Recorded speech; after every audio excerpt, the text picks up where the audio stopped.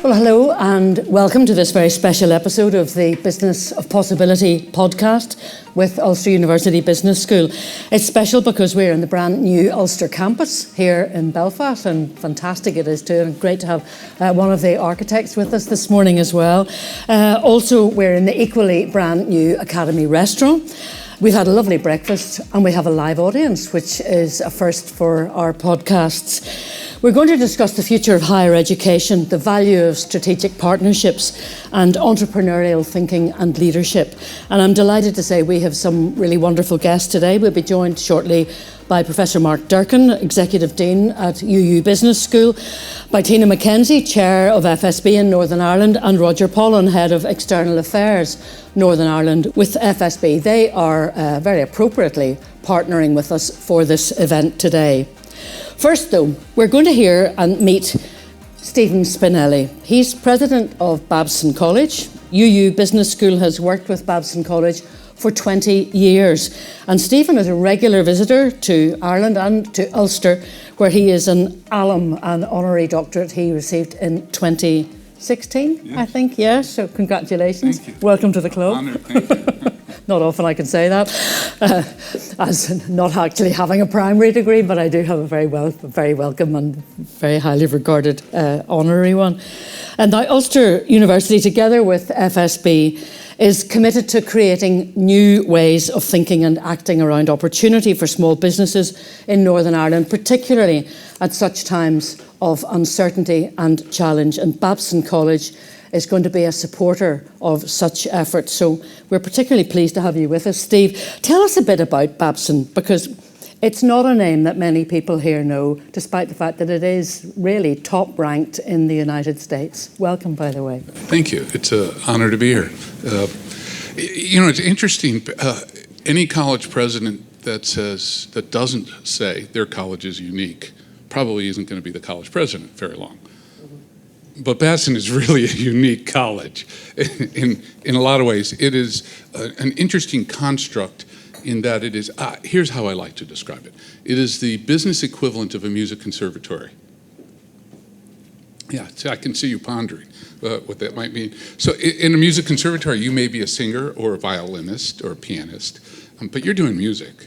At Babson, you may be an accountant or a management major or an entrepreneurship major or a marketing major, but you're in business. So we have 2,500 undergraduate students, all business majors, and 1,000 graduate students in a variety of different business majors at the graduate level. So we're about 3,500, we're about 43,000 alums, which makes an interesting combination. It's that concentration of the business major in the business mentality, and I will go into this, an entrepreneurship mentality, that is small and nimble, but we now have scale. And to be small and nimble at scale is a unique phenomenon. All of our graduates most of our graduates, 99% are employed when they graduate and create value over a lifetime and are driven to do that. Now, Babson has, in a particular perspective as a business school, long ago, about 30 years ago, said that entrepreneurship would be our key competency, the core competency of the organization, would be at the heart of our strategic perspective on how to teach business. And we've been ranked by U.S. News & World Report as the best college for entrepreneurship for 30 years, or some number like that. I will tell you, the rankings come out next week again for this year. And as the president of Babson, it is the worst week of the year for me. Think about this. We've been ranked 30 years, number one. I'm the president. What happens on Tuesday is really important. So I'm confident we will be number one, or at least hopeful that will be number one. And it's an interesting position. I have a long history with Babson. I'm a Babson graduate, MBA graduate. We were having that discussion. It took me 7 years. It's not because I wasn't trying hard. I was running a business at the same time. But that running the business and doing my MBA at Babson was a transformative experience, and I think has a dramatic and direct impact on how I think about college education and business education in particular. At Babson, we have what we call entrepreneurial thought and action as a paradigm. So entrepreneurship is about opportunity recognition. It is about dealing in ambiguity. It is about creating business models and creating value from that. It is about seeing value for stakeholders in a broad perspective on that. It is about both social and economic value. We teach all of that. But we also believe, and we teach those frameworks and the understandings and the technical capabilities around that, but we also believe that you got to bump into the realities. And what colleges and universities should do, and what we do at Babson, to, I hope, example that, is to help students curate that interface with the market. So you're learning I love saying this, think deeply, act decisively. If we can teach students the frameworks, and they'll go into ambiguous environments and say, I think I can sort of put at least a fence around this. I think I understand the pathway. Now we give them experiences that they can internalize that. They can really react more quickly. And then when they get into a situation they don't understand, their instinct will be to learn. So thought and action, action and thought and action becomes a lifelong learning paradigm. And that's what we think is the uniqueness of Babson. Thought and action, lifelong learning, dealing with ambiguity and change and creating value. Where do you see at the moment, Stephen, the current challenges facing the higher education sector, both globally and with your experience in North America and your experience over 20 years coming backwards and forwards to Ulster? And how do you grasp the opportunities that often appear as a result of those challenges? You're a wonderful interviewer. Thank you so much. Flattery will get you everywhere. Well, it's only when it's truthful. Most of the time I get the question and they say, how are you going to deal with all those problems? But there was a keen jujitsu that she did with how are you going to make sure that's an opportunity? I would say you have an entrepreneurial mindset in that. And I do see it as a fairly dramatic opportunity for higher education. The business model is under a lot of pressure in higher ed, especially in the United States, where we have very high costs and not as much access, I think, as probably we should have. And a demographic challenge. There's a decline in college age students, so 18 to 22. So you have escalating costs, a decline in a technical decline in market demand. Where do you go from there? And higher education, a positive financial margin is a fairly unique phenomenon. So there's not a lot of room for error in this, and we're heading into these massive headwinds. I also think that especially in the United States, but I think all over the world, the oligopoly is becoming less strong, where you would say to a student, you have to get a degree. My parents said that to me. If I didn't get a degree, they would have disowned me. So they weren't going to pay for it, but but they did believe you had to get a degree. And I said that to my children. Of course you're going to college. It was just a natural thing. That's becoming less clear now. And businesses are becoming less enamored of it. And they're saying, well, maybe we can train you. Maybe there's ways in which we can prepare you for this position. Maybe you don't need a bachelor's degree, as we would say in the United States. You have declining market demand for the traditional target audience, and you have the dissemination of the oligopoly. Doesn't sound, the strategy courses I took would say, at the end of that. I think it's actually a great wake-up call for higher education. I think our ability to understand, our ability to build knowledge is acute. The research that's being done, the understanding of phenomenon, the support of technology in gathering data, the massive amounts of data that we're able to process now. That when I did my PhD at Imperial College in London, very quantitative kind of place, it overwhelmed me. Now that my PhD would be sort of basic. The amount of data I collected, you can get so much more now. You can do so much more. One could think of this as a real golden age of learning. So the question becomes, in entrepreneurship, I told students this all the time when I taught entrepreneurship, that you start with the question of market demand. What is the nature of market demand? And if we define it as 18 to 22-year-olds, I think the future of higher education is bleak. I think the oligopoly, their ability to get education in lots of different ways, companies, all the things I said, are going to happen. If we think of units of learning, what is the requirement in society for units of learning? Are things stable, and so you learn this, and over 20 years I can apply that unit of learning? Or is change happening rapidly, and therefore I have to learn more all the time?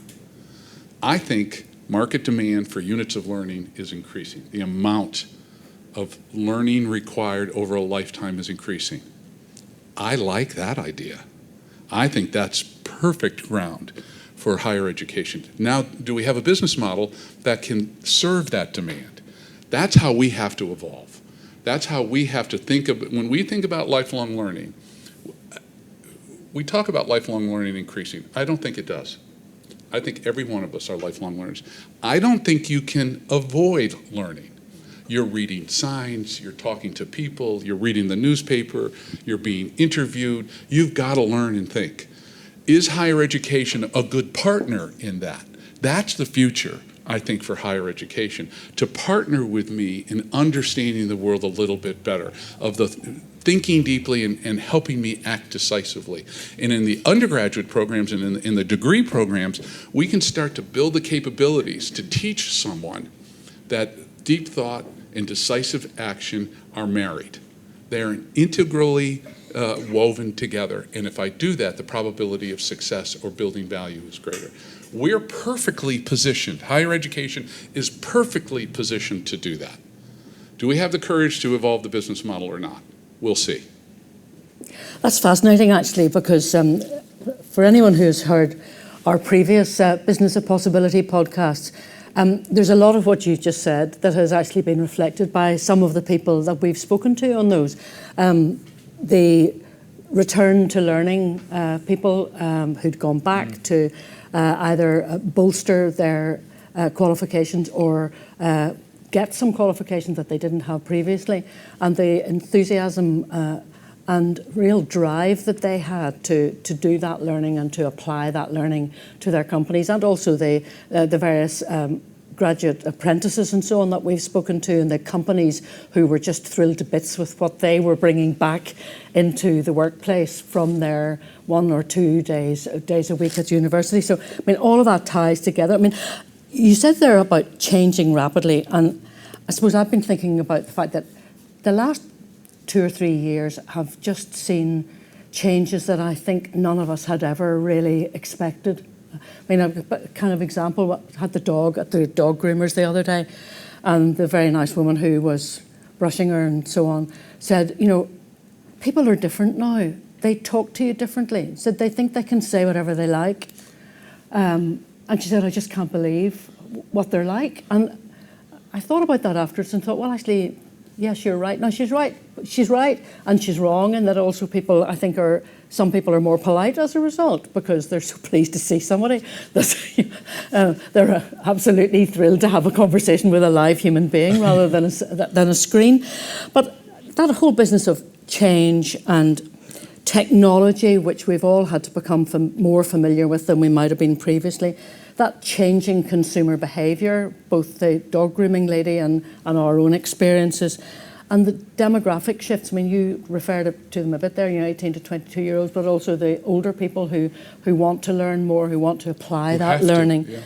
How do you bring that all together, I wonder, and make it work for higher education? Sorry, that was such a long question. No, it's a great question because I think I have a reasonable answer. Thank goodness for that. But again, we've been, Babson's been ranked best in the world in entrepreneurship for 30 years. I hope one more coming up again. But I think the management paradigm, the learning paradigm is now perfect for entrepreneurship. Entrepreneurs look into the future and say, what are the dynamics that the customer will require to serve them, and how do I create value? So there is an embedded level of uncertainty. a lot of people thought that was a unique mental phenomenon. That you were born with that. And if you weren't born with that, you couldn't be an entrepreneur. That's not true. We've proven it now. We're living in a world where people every day in every street across every city in the world have had to deal for 3 years with an incredible level of ambiguity. And overwhelmingly, they've learned and they've reacted. Now the entrepreneurship mind, the entrepreneurial mind, one that looks at ambiguity and says, oh, there's opportunity to improve. That's why I appreciated your question. It was not, you have a problem, oh my God, what are you going to do to survive? It was all these problems, it looks like an opportunity. That is an entrepreneurial mindset. You've probably never thought of yourself as an entrepreneur. Maybe you have. I do.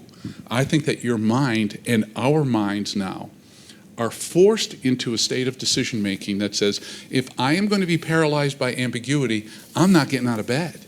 Maybe for months. Well, that's not tenable. We have to go forward. And in the post-COVID era, people are saying, even during, we're not post-COVID yet, and they're saying, okay, we've got to move forward. That's a very specifically entrepreneurial mindset. Now it's the first time in the history of the world that the world has experienced something relatively at the same time with an amount of communication that I could talk to anyone all over the world and understand we are all going through an entrepreneurship education with some pain. But now can business schools like Ulster and Babson teach that? Can we have people really understand how to leverage that into a better world? I don't mind if they get paid pretty well too. I think capital gain is a wonderful phenomenon. I want people to get rich. But I think if you solve those problems and you're paid, you're improving society. I think we have a real opportunity for a golden age coming out of the pandemic or living with the pandemic as a teacher of how to be entrepreneurial minds. This is a perfect time, frankly, for Ulster to promulgate its thinking and its practices. That's why, listen, the other thing we've learned, and I can't help myself. I'll jump into the next. I don't know if it's a question or not, but I'm going to jump in with an answer. The ability to collaborate now is so much more advanced. Over the last 2.5 years, technology has interfaced, people have learned, society has adapted at record pace. What happened over the last 2.5 or 3 years with online learning or hybrid learning or web, it becomes so ubiquitous, and our abilities to deal with that are so much more enhanced. If we weren't forced into that, I think it would have taken 10 years or 20 years. It's taken 2 or 3. We have bent the arc of history with this. Now, how do we leverage that? Our ability to collaborate, to find special combinations. I'm fond of saying this. The internet created social networking at a level never before in history. It also enhanced commerce dramatically with online purchasing and the delivery of information and goods, and education did not follow at the same pace. We still haven't, but now we have the tools to do it. And if we can collaborate, if we can create these networks, educational networks, then the kind of special understanding you can get from Ulster or from Babson can be ubiquitously transferred to a world. What an opportunity. The world is a big market. And we should be collaborating to enhance it. Increased market demand with an increased ability to supply units of learning. Sounds like a perfect business model to enhance society and your individual lives. I think this is really an interesting time. It will emerge. There's going to be winners and losers, but I am certain that we are on that path. I'm interested just to go back a little bit to in what you did at Philadelphia University. You were there for a few years. You know, the new Jefferson now, where you established the Canbar College of Design, Engineering and Commerce, that kind of first transdisciplinary college. That's a really interesting trio of disciplines. And I mean, I can remember there were a lot of eyebrows raised when architecture moved into the art college sorry, that's sort of not acceptable university terminology, but it's very, like, let's face it, it's what happened. And, you know, but people thought, well, what on earth are you doing? But actually, you know, it's a really good idea. And I mentioned to Gillian, I did an event a few years ago, which gave us all cause to fall about laughing beforehand. But actually, when it took place, it was really interesting. It was about the importance of design in public procurement. Like, yeah, I know, bottom line is the only thing that they look at, but apparently that's not the case. So all of that matters, doesn't it? That those interdisciplinary things. I mean, is that where the polymaths are going to come from? Where the people who really are going to think differently and find solutions that haven't been looked at before? Is that where they're going to come from? Yeah, and I think, thank you for talking about the Canberra College. It was a really interesting experience. It was a test of my commitment to a networked learning experience.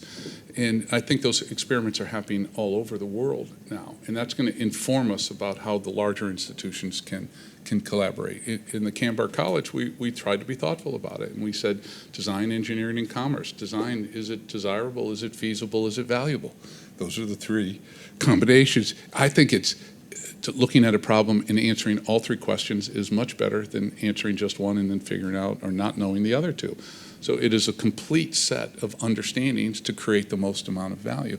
Well, if we can teach people to hear the decision-making processes of a designer or an engineer or a business person and understand how that's going to affect what I do, I think we enhance value. The time, the speed, the value of what we're doing, the cost of what we're doing all becomes improved. But we have, I get in trouble with my academic colleagues sometimes when I talk about colleges or universities being set up with divisions. Academic divisions.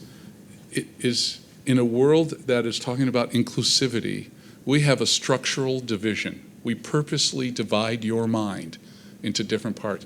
I think it's a mistake. I think that we should, listen, I think disciplinary understanding is a key. We didn't get rid of the College of Engineering or Design or Business. We asked them to talk to each other. I think that's and then teach together. Frankly, it became a really, the opposition to that combination melted into enthusiasm because people were hearing different perspectives. We're seeing three-dimensional answers to questions. Wow, 3 dimensions, like being here today, is much more exciting than a flat screen.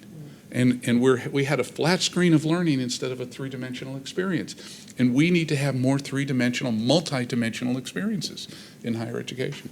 What were the outcomes of that, just as a matter of interest? You know, are there interesting examples perhaps of the kind of graduates that you would have had from that college that might otherwise not have actually taken that path? Yeah, this probably will not surprise you, but we see much more entrepreneurial behavior. So it is business startup and business growth. One of the things that we discovered from that is that people who have a multi-dimensional approach to decision making tend to think about growth because they see things in a bigger frame. So small business becomes high potential ventures. And we saw the business trajectories start to tilt up. The slope of the curve is important.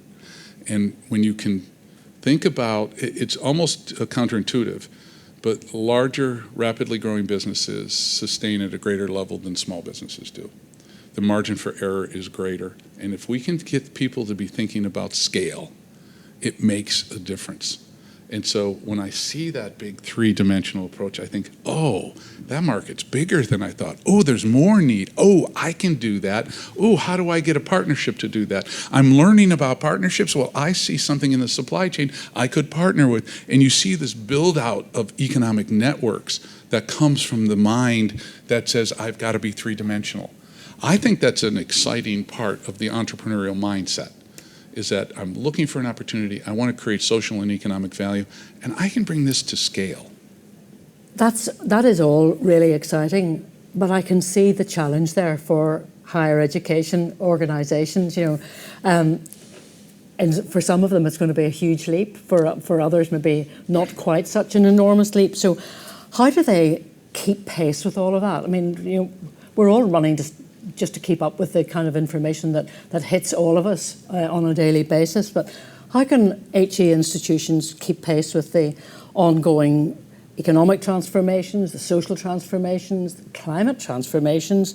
How do they transform and remain relevant in that new society? I know you've talked about that a bit, but maybe you'd expand on that a little for us. Yeah, I think there's a pretty basic standard that we ought to have, and it starts with talking to each other.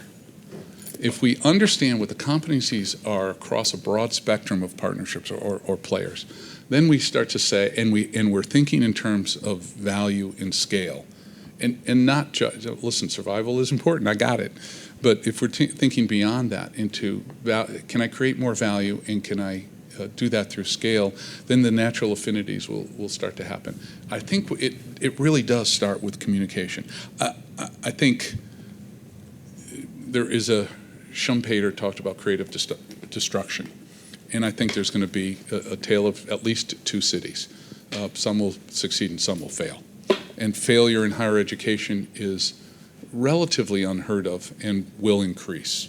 And I think some schools will not be able to make those kinds of changes, and they're going to be the dinosaurs. I don't want that to happen, and it feels a little brutal, but the market is tough, and the market is going to expect you to change, and if you don't, then you'll fade away. To what degree is the future of learning then going to be much more mixed, be kind of stretched out over lifelong learning, given that we're all going to have to work until we're 90. Also, the fact that we have got used to doing at least a part of our jobs on screen, but it is enormously beneficial to have the third dimension, the three-dimensional part of it as well. How do you see the future of learning? Yeah, it's interesting. I've been in a lot of different businesses, and I've never been in a business like higher education, where we say, okay, I want you as my customer for 4 or 5 or 3 or 6 years, and then I want to send you away. I get a customer, I want you for your entire life. I'm in the fitness business. I'm on the board of a fitness company. I don't say, listen, come by for a couple of years. I want, as long as you're able to walk, I want you paying your fee and coming in. I think we have an opportunity to think about this. If 18 to 22 is our primary target, what if the primary target stretched from 8 to 88? We've just begun to educate. This is the infancy of higher education. I do believe we're getting out of infancy and going into adolescence, and we still have a whole maturing to happen into adulthood.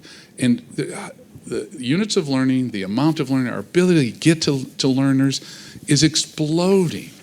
We should be dancing on the tables. And it's scary because I'm not sure how we get there exactly, but there's so much market demand that if we really embrace that, the future of higher education, the future of humanity is so much improved. On that very exciting note, and it is an exciting note actually, I love an optimist. Can I just bring our other panellists in? Professor Mark Durkin, Executive Dean at Ulster University Business School, Tina Mc Kenzie, who's Chair of FSB here in Northern Ireland, and Roger Pollen, who's Head of External Affairs in Northern Ireland for FSB. And I mean, particularly appropriate that we have this panel here today, given that Steve's been talking about the importance of partnership. So we're partnering. It's happening as we're sitting here, which is always good to see. Mark, if I could just ask you first of all briefly, what role can universities play? I mean, you and I have talked about this a lot on the Business of Possibility podcast, and by the way, the excellent title came from the man himself here on our right. But what role can universities play in terms of supporting businesses? It's something which is a bit new, I think, in Northern Ireland over the last 15 years maybe, but it has been very successful. And you've also been supporting the economy. And why is it so important for there to be that link between businesses and the universities? Yeah, thanks, Wendy. I mean, absolutely. Certainly in a business school context, business schools should have a bias to action. We should be defined by the business communities that we serve. What we see really, I suppose, in terms of our strategy going forward, and this has always been true of Ulster, we're about to roll out a strategy that has 3 pillars: people, place, and partnership.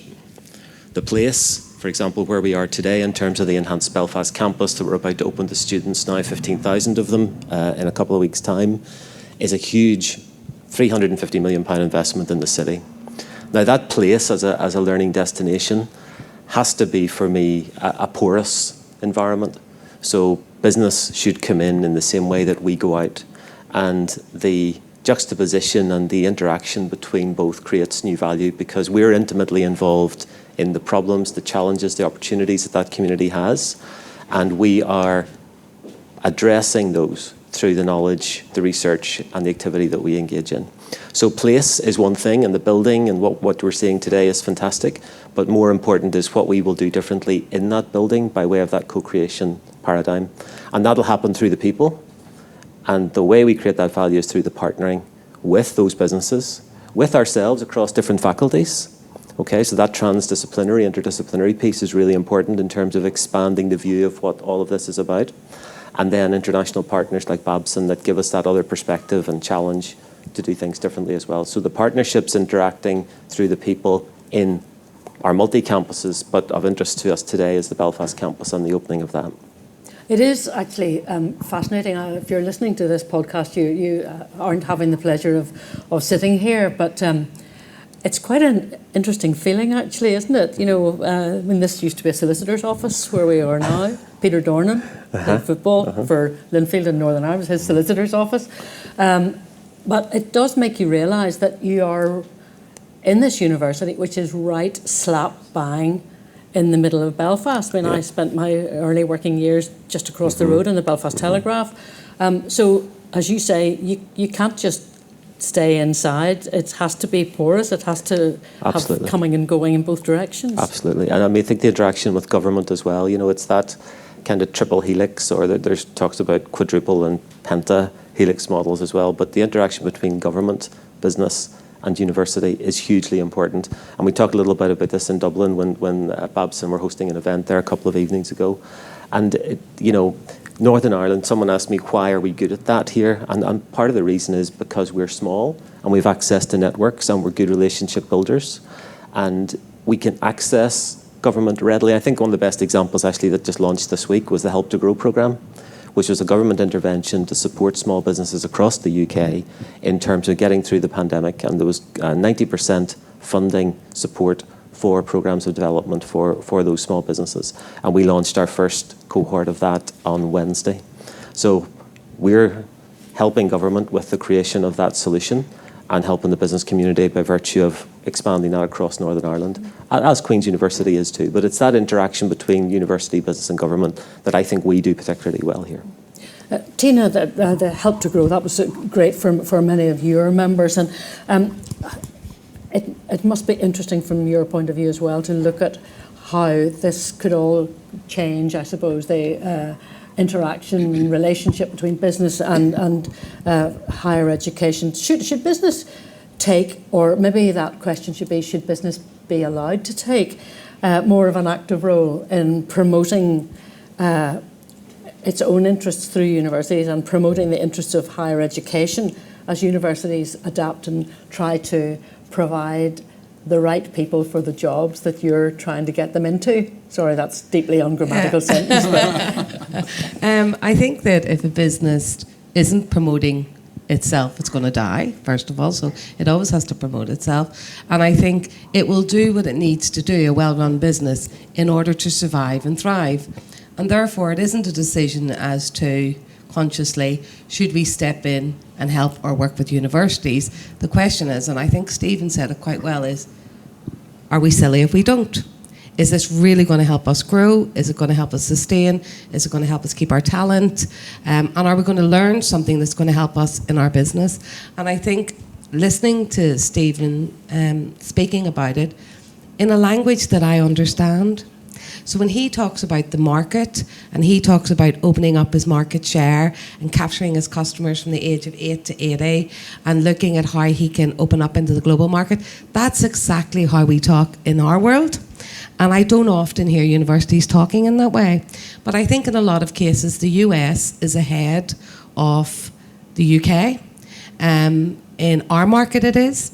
in the job that I do within recruitment. And I think that this is a great partnership, because if Northern Ireland can get ahead by using this partnership in the right way, then fantastic. And I think the reason the US is ahead is not because you're all wonderfully smarter than us. That's true. But you're pretty smart, I would say. But it's simply because their funding model works very differently. Their funding model relies 100% on the student or the parents or the grandparents paying the money, or people leaving a lot of money to the universities. And we don't work that way at all. So we still rely heavily on government funding.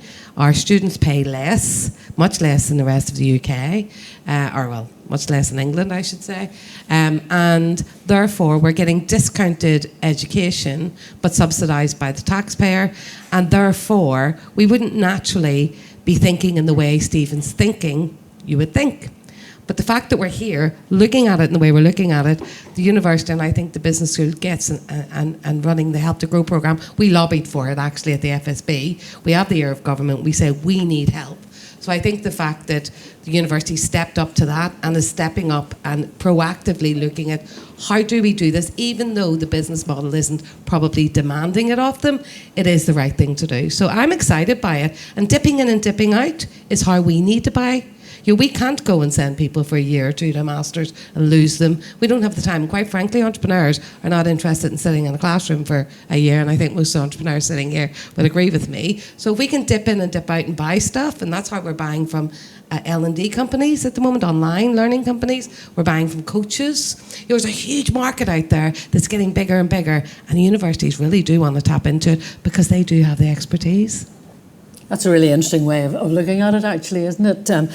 Roger, what do you think? What more can be done to improve links between the businesses that you represent, the SMEs, which makes up, 95% of businesses here? 98%, actually, I think it is, isn't it? In Northern 99%, Ireland. actually. 99%, gosh, I'll get there in the end. Any further advances? I suppose we in FSB already understand the value that the business school can bring to business in Northern Ireland. So we work closely with them, they inform our research, and we use that then to lobby government, as Tina said.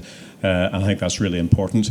So we get that value, we understand what they can bring to it, and I suppose we then have an ability and a responsibility to cascade that down to our members as to what they, as individual businesses, could get out of it, which is very different. We're being sort of empowered with information to go and lobby the government, make the case to change government policy and create the environment in which those entrepreneurs then can come along and do what they do. So I think the relationships are different, but the values and the information can be overlapping. For those who are looking for new partnerships, industry, education partnerships, I just want to go to each one of you perhaps on this. What advice would you offer? And if we keep it fairly brief, that would be helpful, and try not to repeat anything that the person before you has said. So there's a bit of a challenge. But what makes a successful industry-university partnership? Steve, I'll start with you. Does the university have a mechanism for direct interface? If they say, listen, we teach management and come on and talk with us, it's going to be a struggle. Is there a specific interface? Is there a center? Is there an institute? Is there a program? Do you make that connection specific between thought and action? Will you really curate that for me? If they can articulate that with gusto, then I would ask you to engage. Tina?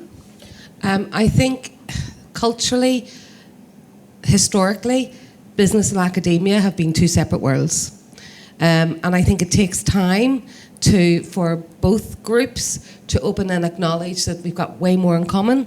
So for me, it's about accessibility, being able to pick up the phone to somebody like Mark and not feel like I'm going to get some highfalutin professor giving me a theory from chapter 4. That I could call Mark and say, Mark, I've got this problem. What's your thoughts? And he would very openly, first of all, accept the call, but secondly, give me really sound advice and not judge me on that. And I think business people are in a hurry, but they also don't want to be judged. And I think some people didn't go through university, didn't get all these professorships, and they sometimes feel a little bit in awe or a bit intimidated by academia. So it's about breaking down some of those barriers. I thought you came up with a great phrase there. I was shuffling through my papers because I wrote it down, but you said you thought we'd bent the arc of history in the last few years. And am I wrong? Maybe I am, Mark, but I got the impression that during the pandemic that those barriers, that kind of slight intimidation factor, melted away considerably. I mean, we spoke to quite a number of people who were getting active help from Ulster University Business School, who I imagine might not actually have ever had anything to do with you before, but who are now well locked in. Yeah, there's definitely a couple of elements to this. There's the pandemic context, and whenever that happened, we immediately set up a business support facility. We promoted, our contact details so people could contact us, to be signposted to government assistance, to be becoming more aware of what was available and through innovation vouchers, KTPs, grant assistance, all that tapestry of support that's there. But the most interesting learning from me from that was that most people who called just wanted to talk about what was happening to them. And I thought that was fascinating, because to me that reaffirmed our positioning in the market as a non-ivory tower business school, where people are not afraid to come and be vulnerable and say, listen, I need help, I don't quite know how to think about this, I don't know the solution yet, can you assist? And we had around that time, just before that, Professor Gillian Armstrong, we set up a business engagement unit, and this is to Steve's point, as a doorway for business to find their way into the university. Universities are very difficult to navigate. Unless you know someone, it's very difficult to find your way in to what the solution might be. So the business engagement unit is that gateway for us. And I suppose uniquely, when they come through that door, we don't offer them a menu of, here are the courses that we have, we think this one would be good for you. We start with a blank page and say, what is it you need to future-proof your business going forward? And then we retrofit units of learning, different modules, different elements to affect that outcome, and we monitor that on an ongoing basis. So that's a completely different psychology and a completely different model for a university to have. And we talk about, Ulster Business School being inclusive and modern rather than exclusive and traditional. And it's that shift, it's the arc moving that Steve spoke about that I think we're on. We absolutely will not be complacent about that, but I think we're tapping into something in the way we do business and deliver business education that I think speaks to the point that you made. Roger, let me just get your thoughts on the successful industry-university partnership briefly, and then I'm going to take a couple of questions from the floor, folks, so prime yourselves. Roger. Well, I think one of the key things really is to try and create a different climate, a different environment here. So we need to normalise entrepreneurship, not just within people who might start a business, but actually right across society, so that anybody who is doing that is looked on more favourably and benignly, so that when they walk into their bank, who may not be entrepreneurs themselves, but have a role to play in facilitating other entrepreneurs, when they go to deal with government departments, those people recognise that here's somebody trying to achieve something. And our work with the business school, the most recent piece of work was actually to map out how poor Northern Ireland is in starting new businesses compared to other parts of these islands.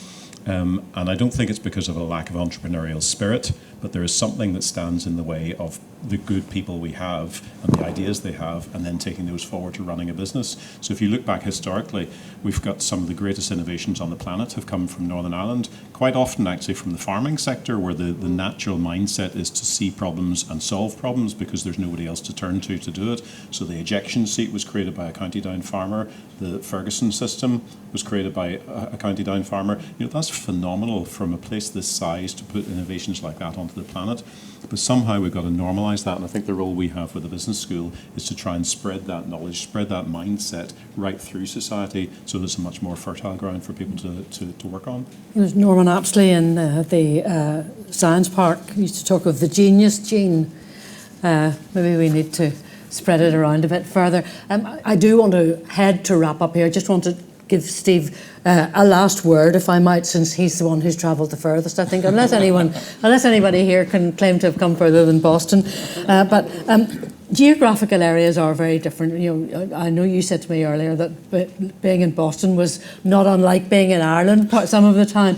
But how do you see Ulster University and Northern Ireland taking things forward now, particularly in the HE side, but also in that kind of strategic partnership area? Yeah, there's a couple of factors that affect my 20 years of continuing to come back to Northern Ireland. One, I just enjoy all of you. I have to, and that's very personal. The other one is frankly Mark, who is just, I think, a visionary. Now, I've got to get him to understand how much we can work together at Babson. I think he does understand that. But I think there's a unique opportunity that there is a personal and a professional relationship, and there is a clarity in our visions that say we can do something important together. I also see, I can get a bit esoteric about this, but the struggle in Northern Ireland and the, I think, incredible progress, I'm not qualified to say that, but what the heck, we're here. The progress that seems to be made, it makes for a tougher, more resilient society. And I think there is an entrepreneurial fodder here that could be really interesting, and a need. I think there's a dramatic need for business startup, and you're right, the statistics would say, so you could read these two ways. The stats would say there's not enough business startup here. Or I could say, oh my God, look how many business startups could be here. Yeah. And so our growth in impacting this market, it's large enough to be at scale, and it's small enough that we can work together, and it's gone through enough life that they're tough enough to make it work. So I just see this affinity of multiple variables coming together, and then we'll impact the rest of Europe, and the globe is next after that. I like the cut of your jib. Steve, thanks very much indeed. Could I just say thanks to all of you, to Steve, to Mark, to Tina and Roger for joining me on this special edition of the podcast, and thanks very much to all of you in our audience. First, as I said, I'm Wendy Austin. This has been the Business of Possibility podcast with Ulster University Business School. You can stay up to date with the Business School on social media. You can catch up with the previous podcasts there too. And thank you so much for listening to the series.